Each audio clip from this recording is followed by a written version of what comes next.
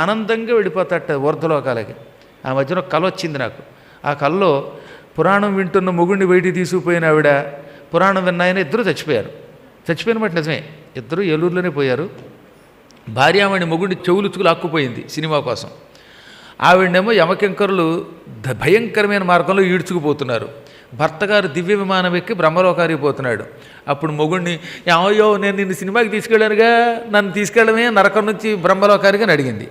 అప్పుడు వాడన్నాడు, నువ్వు సినిమాకి గురువుగారి యొక్క పురాణంలో ఉండగా చెవుచ్చుకుని బలాత్కారంగా ఈడ్చుకుపోయావు. అప్పుడు నేను ఎన్నోసార్లు చెప్పా, మా గురువుగారు దేవుడే, ఆయన చెప్పిన పురాణాలు గొప్పవే, వింటే మనం నరకానికి వెళ్ళమంటే ఆ నరకం లేదు ఏం లేదు అని ఆ బరకం మీద కూర్చున్న ఆయన పట్టుకుపోయిందిట. ఇప్పుడు చింత బరికెలతో కొడుతున్నారు వాళ్ళు, చూసావా, ఇప్పుడు నేనేం చేయలేను అన్నాడు ఆయన. కాబట్టి ఎవరికి వాళ్ళే తమను తాము ఉద్ధరించుకోవాలి, ఉద్ధరించుకుంటే బాగుపడతారు. ఇదే నేను చెప్పింది అసత్యం కాదు సుమా, 100% నిజం. చచ్చిపోయిన ఇద్దరు దంపతులు ఒకే రోజు చచ్చిపోయారు. ఈవిడేమో సినిమాలకు పట్టుకుపోయి మొగుడిని పురాణం వినవ్వకుండా చేసింది. ఆవిడ ఇప్పుడు ప్రస్తుతం నరకానికి ఇంకా దారిలో ఉంది, ఇంకా ఏడాది అవల. అందువల్ల ఆన్ ది వే, దారిలో రకరకాల కష్టాలు పడుతోంది. అవన్నీ మీకు ఒకసారి స్క్రీన్ మీద చూపిస్తే మీకు మతిపోతుంది అనమాట. ఆయన హాయిగా బ్రహ్మలోకానికి పోతున్నాడు. పురాణములు వింటే బ్రహ్మలోకానికి పోతారు. లేదంటే యమధర్మరాజు గారి దగ్గరికి వెళ్ళడం, చీప్ గెస్ట్గా వెడతారు. ఇక ఆయన దారిలో చీప్గా కొట్టిస్తూ ఉంటాడు. మామూలుగా కుళ్ళబొడి చేస్తారండి యమకింకర్లు. యమకింకర్లకు అస్సలు చాలు ఉండదు. పాకిస్తాన్ పోలీసులు ఎలాంటి వాళ్ళు, యమకింకర్లు అటువంటి వాళ్ళు. అమ్మ బాబోయ్, వాళ్ళు అతి క్రూరులు అన్నమాట. ఎందుకని మనం చేసిన పాపాలకి తగిన శిక్షలు వాళ్ళు వేస్తూ ఉంటారు.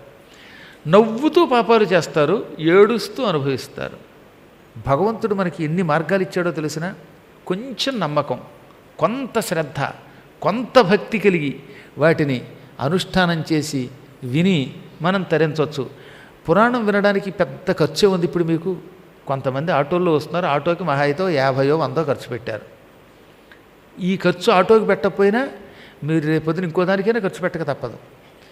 ఎలాగో మీ దగ్గర ₹1 వసూలు చేయకుండానే పాపం ఆయనే అన్ని పాటలు పడుతున్నారు. మైకులు, హాలు సమస్తం ఏర్పాటు చేశారు. ఇంకేమిటి మీకు, కుర్చీలో కూర్చొని వినాలి. ఆ కుర్చీలో కూర్చోడానికి కూడా ఓపిక లేదా? ఆ మాత్రం కింద కూర్చోడానికి ఓపిక లేదా? ఓ 2 గంటలు చెవులు రిక్కించి వినడానికి శ్రద్ధ లేదా? ఆ తర్వాత వెళ్ళి ఇంత ప్రసాదం తినడానికి ఓపిక లేదా? అయినా మిమ్మల్ని ఏమో యముడు స్వర్గానికి పంపాలా? ఎలా పంపుతాడు మరి? ఇవి తెలుసుకుని మన జీవితాన్ని చరితార్థం చేసుకుందాం.